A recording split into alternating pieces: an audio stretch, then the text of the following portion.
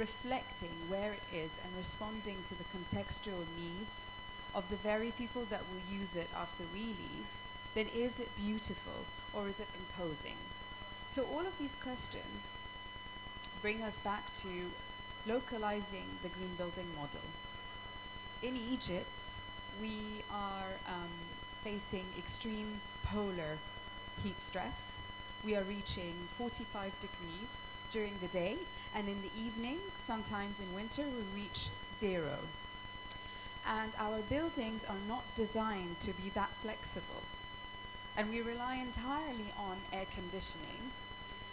And the household income in Egypt, 30% of it is spent on cooling. That's a significant amount. So something is not working. And the way we define in the market a green building is that we have a conventional building, and we stick a couple of solar panels and we call it green. The media is calling green buildings green because they have solar panels on it, whereas the market is moving in completely different directions. Renewable energy is an element that is critical for buildings, but buildings that encourage savings is a whole other market.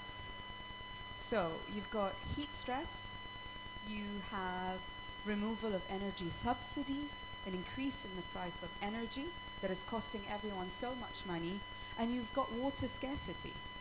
And you don't have enough investment in R&D to give you the options for an architect like myself to build with X, Y, or Z. And for the longest time, the investment has been very reluctant because the market has been so resistant to green buildings. Why? Because in developing economies, green buildings are seen as haute couture. They're seen as high-end. And the examples that are marketed are extremely high-end for very large budgets. And this isn't the budget or a reflection of the entire population. 58 million Egyptians live in villages. They don't hire architects. That's a market that we don't tap into. They don't want to live the way we want to live. They want to live on their agricultural land. They want to have their freedoms. They want to have climate proofing in the way that they are exposed to the climate. We're not that exposed. So all of these questions really call for, creating a market and investing in affordable, accessible, green buildings all over the hot climate countries. This is where we work. So this is our market and this is our niche. We do two things as a green building company. We have the largest portfolio of certified green building in Egypt, and our competitors, our direct competitors, are giant companies that make huge towers, where we produce green certified villages and farm villages. So, but yet we're treated the same. The market treats us the same. You build green buildings and you build green buildings. We're trying to build livelihoods that work, not just green buildings. And I think this is where the future conversation is going. When we leave, when we are not that important, how is a building serving the people that live in it? How is it adapting and evolving and changing and responding? And is that the new smart? And we discovered a lot of things throughout our work. We discovered that there is so much inherent indigenous knowledge, because some of our villages are doing a lot better than our cities in terms of climate resilience. And we need to tap into these indigenous technologies, promote them, maybe tweak them a little bit so that they are scalable. And so today we have great examples on the ground. We have the first carbon neutral project in the MENA region built for farm workers. And the price of that project with its energy is the same as the conventional architecture. So there are no... We put that burden on ourselves, by the way. There are green buildings everywhere that are affordable. So I'm really happy that green buildings are getting a lot of space, and the definitions of what a green building are becoming more and more sophisticated, and the projects on the ground all over the world, especially in Africa, are now expressing themselves quite technically You know, the environmental aspect, the financial, the technology is verified. It's very tech.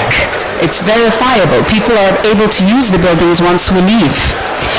And I think I have to say this, but I think that the women-led architectural practice in green buildings is finally getting some breathing space. And I think it's really encouraging, because when we go to these areas, these rural areas, we get to meet our customers. We get to talk to the other women. We get to enter the households. We get to talk to tribal leaders and encourage them. So I see a huge transformation. And through the work of the UNFCCC, the definition of human settlements is a wonderful way to express that that is exactly who we're trying to work for. Not shiny magazines with engineering excellence. We know we can do fantastic machines, but can we make people comfortable? Thank you. Thank you very much, Sarah. Making livable buildings for people and the planet, and putting people at the center.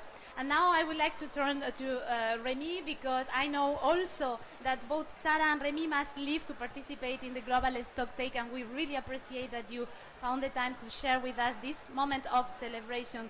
Remy, we heard today's Finance Day. Where is the money? Where is the role? What is the role of financial institutions and development banks in making not green but livable buildings for the planet and for people possible?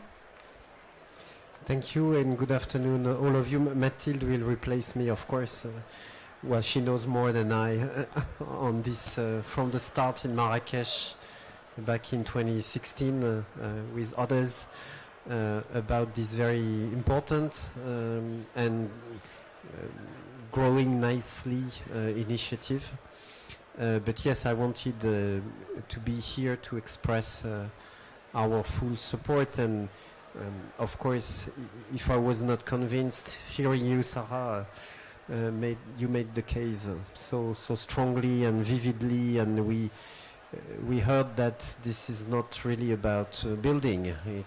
It's really about our societies, the transformation that climate change is inducing for our way of building the cities, of living, of maybe to complement what you said, I will remind the audience of a few macro figures.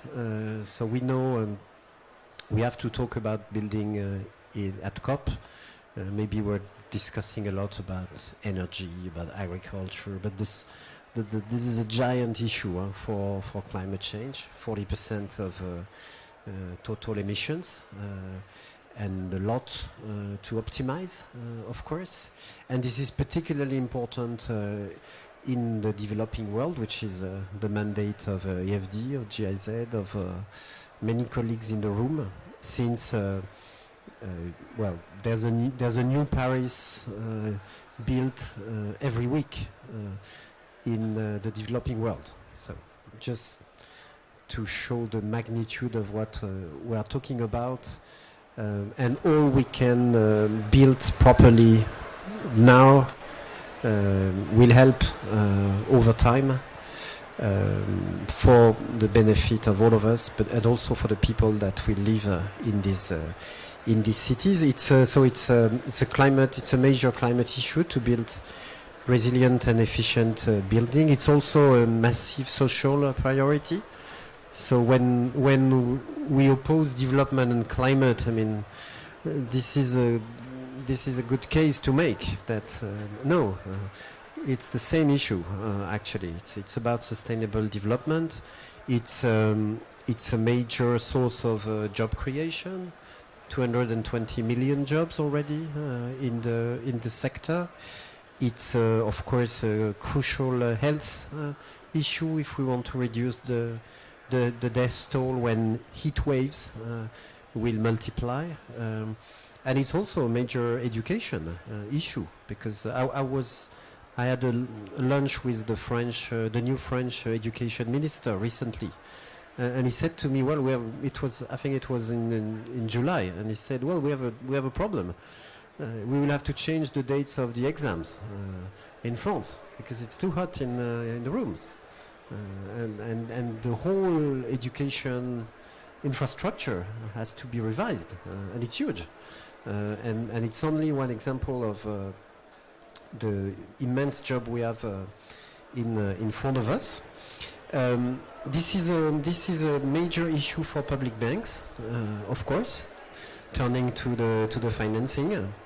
Of course, private finance is flowing, as you said, in a direction by itself, in the direction of the construction sector. But if we want to provide the proper incentives, if we want to do the training, if we want to de-risk, if we want to accompany municipalities in the way they think urban development, well, you need a bit of public resources. And our institutions are there, close to the mayors, close to the governments, close to civil society, to try to find the best possible way. So this movement we created called Finance in Common. We gathered in Abidjan 2 weeks ago. So the idea is to embark all public development banks in the world, 520 identified. So it's not commercial bank owned by the public. It's really public financial institutions that have a development mandate, sustainable development mandate, and push them in the right direction. The IDFC Club, which is a coalition within Finance in Common I'm heading, is already reporting $16 billion investments toward energy efficiency and new buildings and industrial facilities. It's in the green finance mapping we just released during COP27, so it's beginning just to measure our collective capacity to do more and to do better. And I close by saying that, of course, the PIP Cool program is the perfect tool to accelerate the awareness and to push our community to action. So really huge thank to of course GIZ from the start and the German government. We are on this together. Thanks to the European Commission, if I'm right, there is a new donor for the PIB partnership, 30 million euro grant for PIB Med that will start at the end of this year. And thanks to the Green Climate Fund, yes. You can hear maybe a lot of criticism sometimes about the Green Climate Fund, but I'm a strong advocate of this institution, and this is a proof of how useful it is, giving us so much, 220 million euro funding to boost our programs in 11 countries, and the pipeline of over 1.3 billion is already identified by our group. And it can only help with the technical assistance, with the concessionality for our loans, to do way more. And last point, the GCF is important also because we will follow their guidelines in terms on environmental and social standards, including gender equality, because it's also a way we can do it properly, building new cities that are more favorable, friendly for gender equality. Well, I stop here. Thanks a lot. Thank you very much, Denis. Thank you. A special thanks, both of you. Please, you can leave us because I know that you are very busy, and Mathilde Bordorin will continue with us. And we stay anyway in very good hands because now I would like to give the floor and Ingrid. We heard from the AFD, and now we will hear from the GIZ, that the German cooperation, about what is it, the huge potential. We kind of got a little bit of it. What Remy was saying, these over 200 million will help leverage around 1.3 billion US dollar, which is not nothing. Actually, it was the biggest package of support decided in the last GCF board meeting. So So energy efficiency in buildings, it's top on the agenda. Ingrid, what is it now that it's opening up for PIP? What is its potential, and also what is the view of the German cooperation? Yeah, thank you so much, Mariana, for having me. And indeed, perhaps one has to put first people a little bit into the broader perspective. We are living very difficult times where we see really price peaks in the energy sector, in the consumption sector at large. It's a time where we really have to deal with the energy and climate crisis more forcefully. But at the same time, it's about trust building, because you know that really to protect the global common, we have to make sure that people, institutions, country work together. And PEEP actually is a very good example to deal with both issues. The first one is about energy efficiency. We have little programs of that scale and magnitude and importance that deal with energy efficiency in a very cross-cutting manner. And now it has a chance really to be scaled up. Over 5 years, actually, AfD and GIZ, with the support of both governments, France and Germany, we piloted approaches how to bring together financial solutions that are fit for purpose at the local level with the type of technical cooperation that is needed in order to build a capacity and the regulatory frameworks that are needed in order to bring a program to scale. And additionally, the issue was about cooperation, to bring different cultures of institutions together and make sure that we really can deploy our complementarities. The AfD as a financial bank, and GIZ as an agency that really tries to strengthen institution and capacity building. I think in a nutshell, what we have learned through PEEP, and which is now scalable, is that actually through the work that we have done, data collection, measurement, capacity building, we are really in a position to put a price on the carbon saved by efficient buildings, by the right regulatory measures. And this is extremely important, because only if we put a price tag and we can actually calculate what does it mean to really transform the whole building sector, we will be in a position even to mobilize more funding and more support in the international community. So this is really extremely important. Of course, as has been said previously, some of those efficiency measures, they can be funded by the private sector immediately because they have a high return in 2 or 3 years. Not necessarily then public institutions have to come into play. But in many instances, we really lack the groundwork, and we are not yet there. We don't have the right markets in place or the regulatory frameworks that we need in order to scale up efficiency in the building sector so that they become more climate resilient and climate friendly.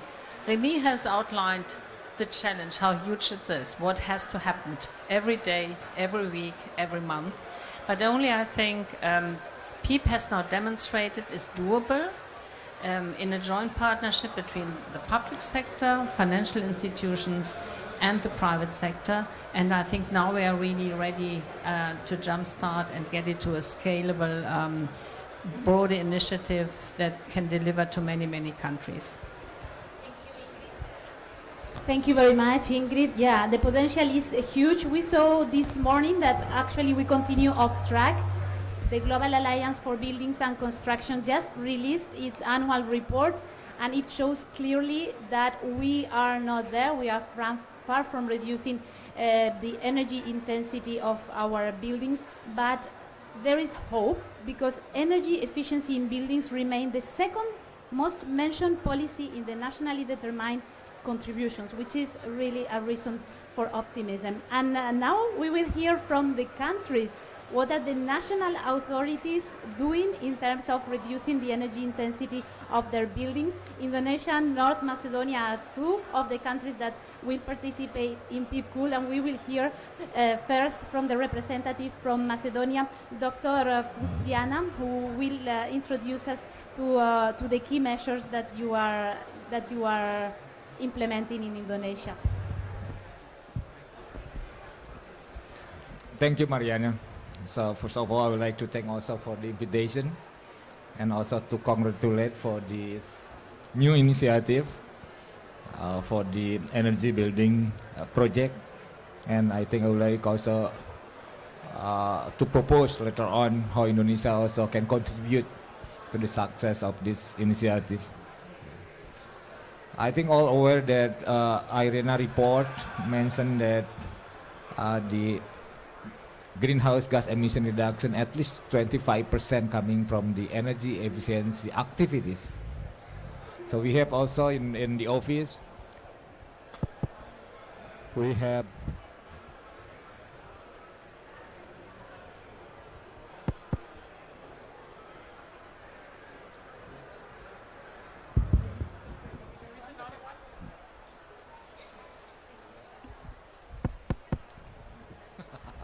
Thank you. Very sorry. So I would like to update what actually is happening here in the country, in Indonesia, in particular for energy efficiency. It's not really in particular on building. We have the target in particular for the energy efficiency. We have the target of final energy intensity reduction of 1% per year. Well, this number quite challenging actually for us. Even though it's only 1%, and I think we are on the track to reach the target. And in total, the final energy consumption reduction in 2025 is going to be reduced by 17% compared to the business as usual. And we are just half to reach this target. So this is actually has been started in 2014. So we put the target, and we still have something 8 years to go. Is it working? Yes. A bit close to Okay. So I'm coming from the ministry, so actually my task is in preparing the regulation. So what actually has been prepared by Indonesia in terms of the building sector regulation, we have the law on this. We have the law in relation, not in particular in terms of the energy efficiency, but we have law on building. And then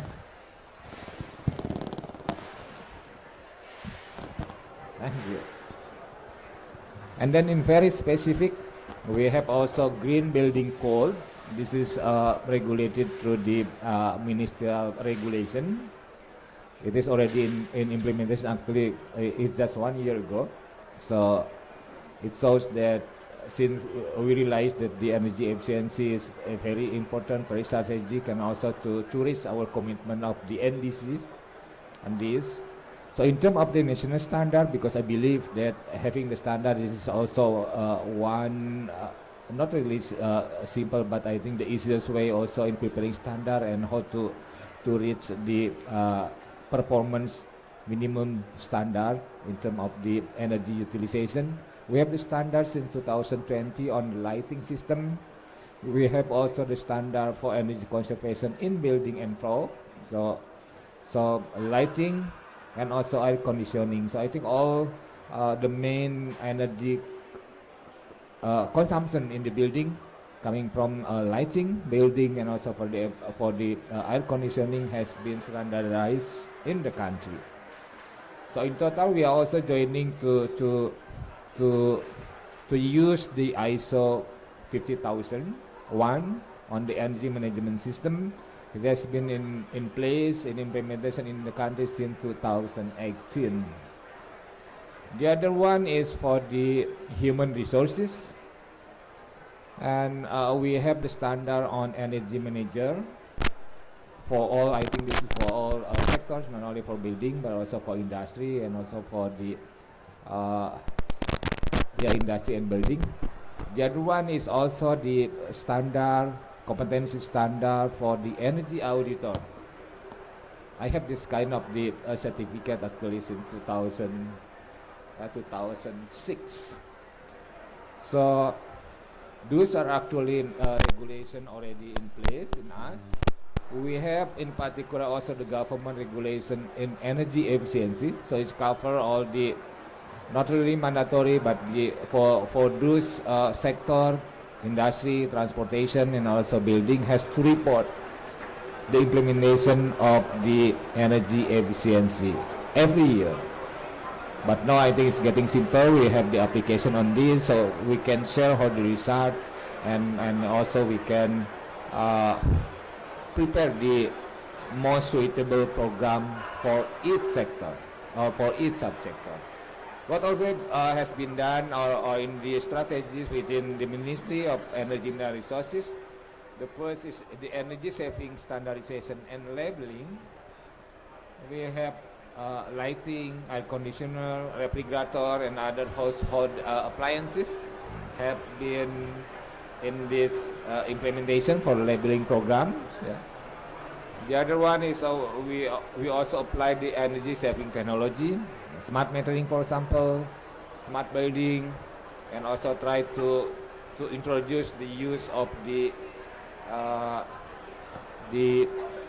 electric stove in the households. We are importing 7 million metric ton of the LPG, so we are trying to substitute this to using much more efficient in terms of the energy utilization.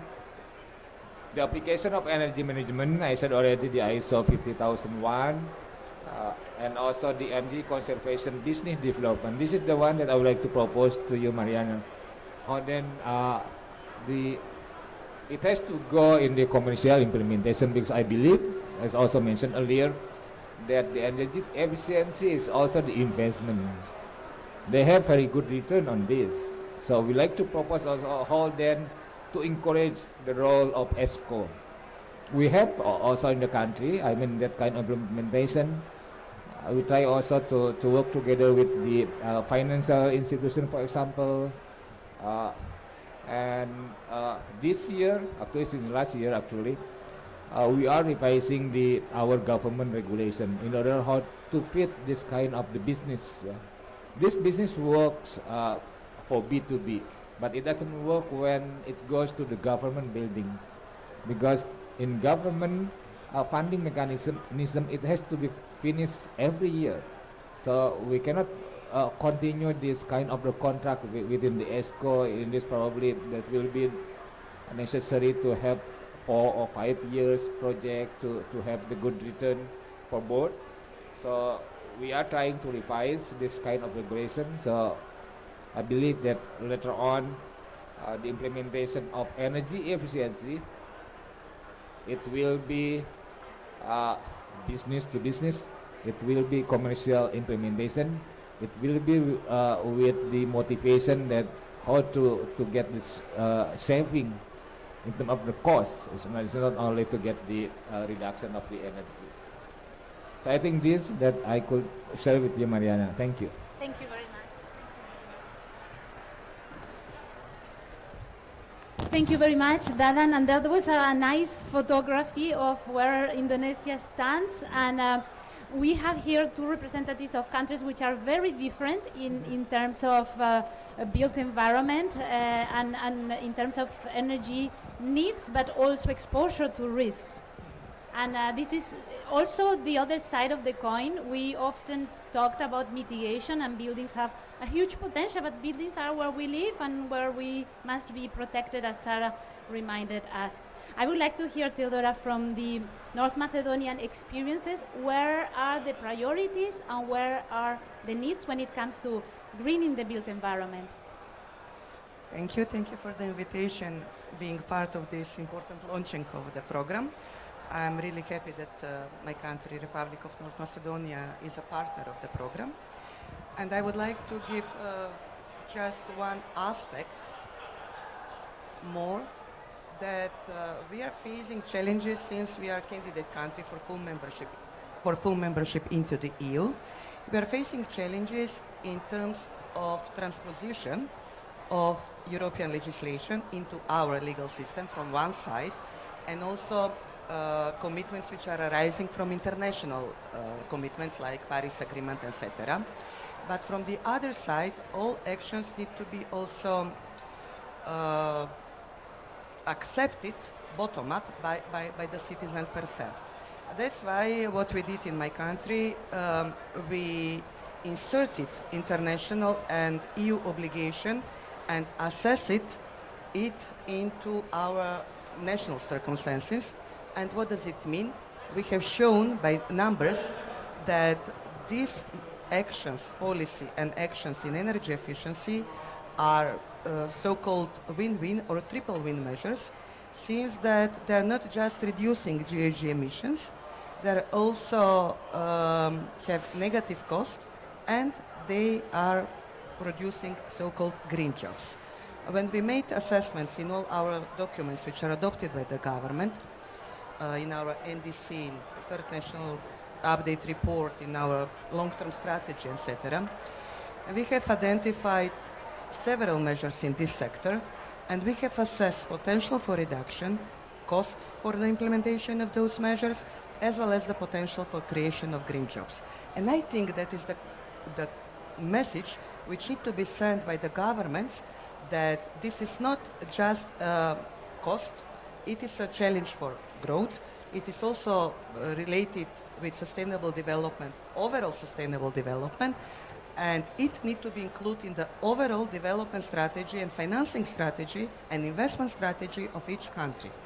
And I think that we did it in my country, and we succeeded in mainstreaming this issue, which is maybe more energy issue, but mainstreaming it in other policies, in climate policies, in development policies, in investment policies, by showing by example that it cannot be treated just as a cost, but also it needs to be treated as a challenge and opportunity for growth.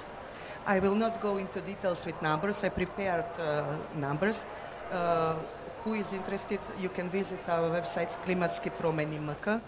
All documents are available there, adopted, and they clearly set our decarbonization roadmap, including policies and measures in energy efficiency sector, and all of them are assessed in details and in depth. Thank you.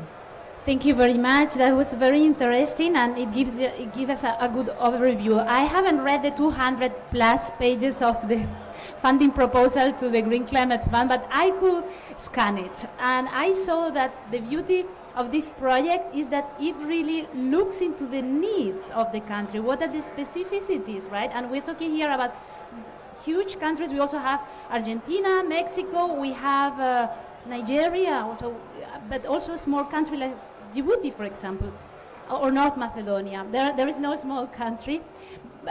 We all have big problems. And I would like to, because now starts the real work. Now the Green Climate Fund has approved these 200 plus million USD, and now the work between the implementing agencies, the PIB, and the countries start. So where would you say that the low-hanging fruits are in terms of, okay, what are the actionable measures that could help us go faster and further in terms of energy efficiency in buildings? I would like to start with Indonesia.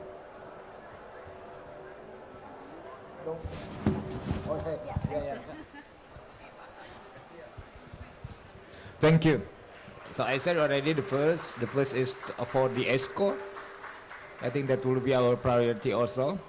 Of course, there will be in combination with the government initiative on this. The other one is the minimum performance energy standard. So it has to go also. We have some already. I think we have 5 or 6 appliances already having the standard, and has been also been regulated for the implementation. But I think we have to add more on this. Then we need some survey. We need some discussion. We need to convince people, and also we need to make sure that this is also a product that can be produced nationally. It's not only basically probably a better performance will be imported, but now we are combining this aspect, also the combination of local content on this. So I would like to propose at least that 2 things. Thank you very much. And now from the North Macedonian perspective, what could be the sectors and the actions that could be fruitful the faster? As I already explained, into our national adopted documents, we have explored 63 measures, including policies and measures in energy sector. And we have explored retrofitting, passive houses, awareness, and it's important maybe to underline that creating on energy efficiency info hubs, for example, is a very win-win measure because it has a very large negative cost for implementation and very high potential for reduction of GHG emission. So my advice would be to follow all those measures which are already analyzed and to create appropriate governance and coordination structure in order to coordinate all international and bilateral support in this sector, because there are a lot of them in energy efficiency sector. But the beauty of the story is that we have scientific data which proves, and if we are wise, and I think that we are wise as a government, we will have to follow all those assessments which are already adopted at governmental level based on science.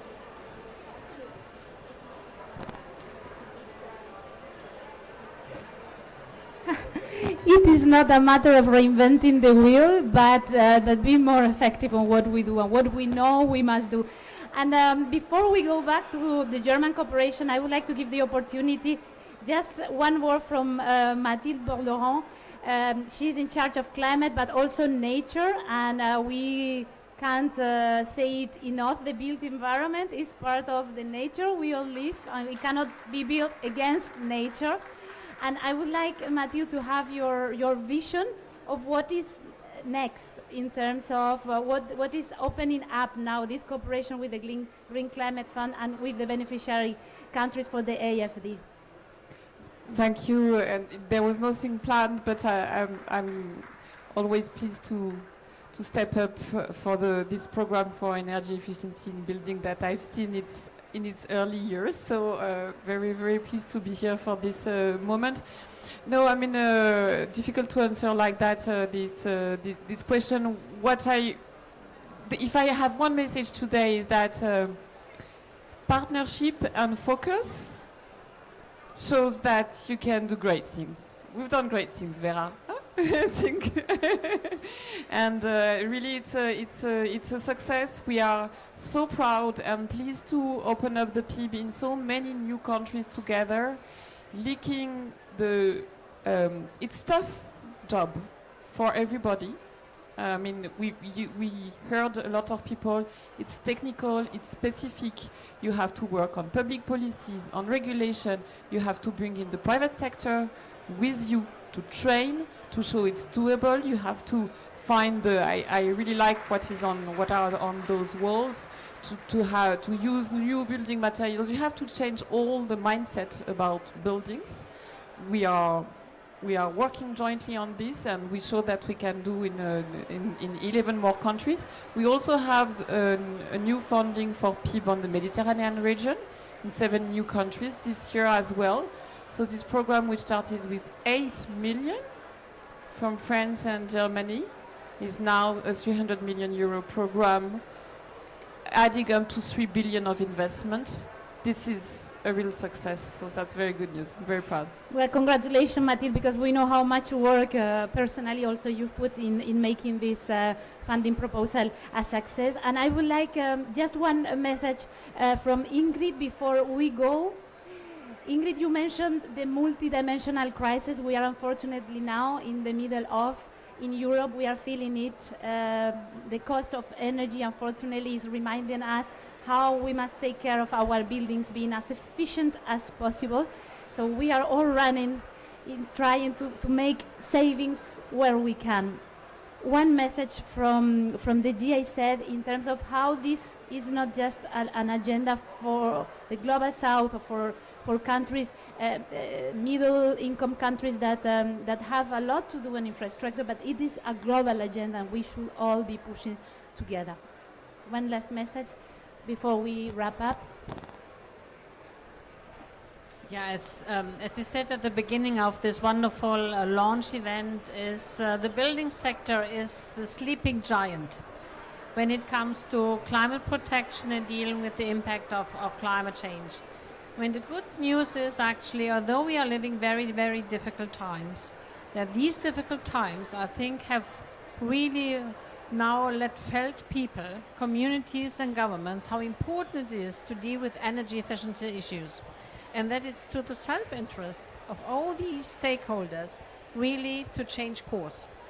And the beauty of this launch event actually is when I see the long list that I've just seen for Macedonia, and then I mean your story about what you want to do, you showcase actually, you are the ones that showcase that this is doable. It's not an agenda that is being, so to say, elaborated in institutions, in some capitals, but it's really an agenda where we simply give you a hand. We provide you some advice, we provide you some analytical tools, but you are the ones that pick up those instruments and say, look, I now screen what I have to do and I decide what comes first and what is my priority list. And PEEP exactly leads governments into this direction. And therefore, I hope that we can pursue this course more forcefully with the additional funding from the GCF, because you actually have to drive the agenda, and we can give you like the type of additional support, additional leverage that is needed, that you can actually implement quicker, faster, and at scale. So many thanks to especially our partner countries. Thank you very much. Thank you, Ingrid. And before we go into a celebration moment, I would like to give the floor to Vera Rodenhoff, who's in charge of implementation, international cooperation at the GIZ. And I would like, Vera, to invite you to give the floor, to wrap up this and let us know a little bit more about the details of people. Vera. Sure, of course.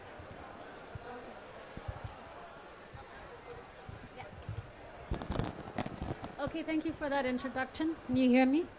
Okay, so I actually work at the German government in the Ministry of Economic Affairs and Climate Action, but we work together very well with the GIZ, and I think this is one of the projects that showcases that, yeah?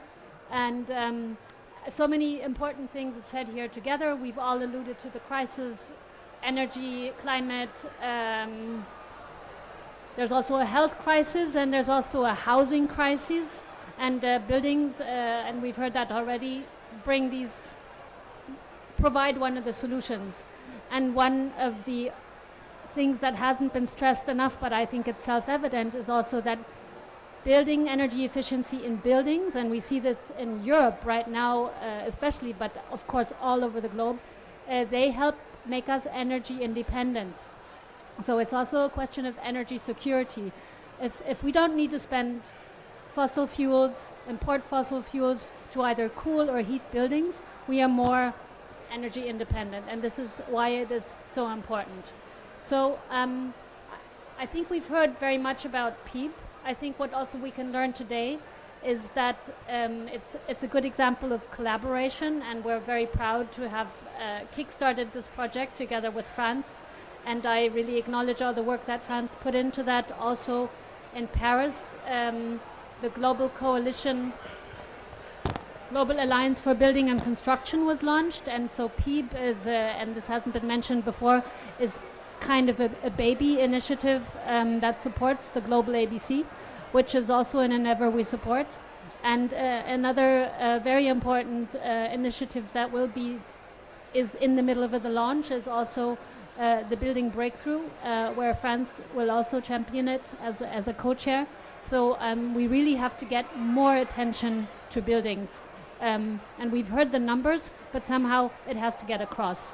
And I do not really want to make more words. I think it's good to go outside and enjoy the reception. And I've been very glad that I was able, and still am, the chair of the Policy Orientation Committee, where also we work very well when you, Mathilde, were the steering committee chair, and we are really, really proud that we launched this project, that this project is receiving now a grant from the GCF to leverage even more money for the building sector, and it's important to see projects can be scaled if they are good ones, and it's also an example you don't have to reinvent the wheel every time. Look for good initiatives and projects and scale them, and then spread the word.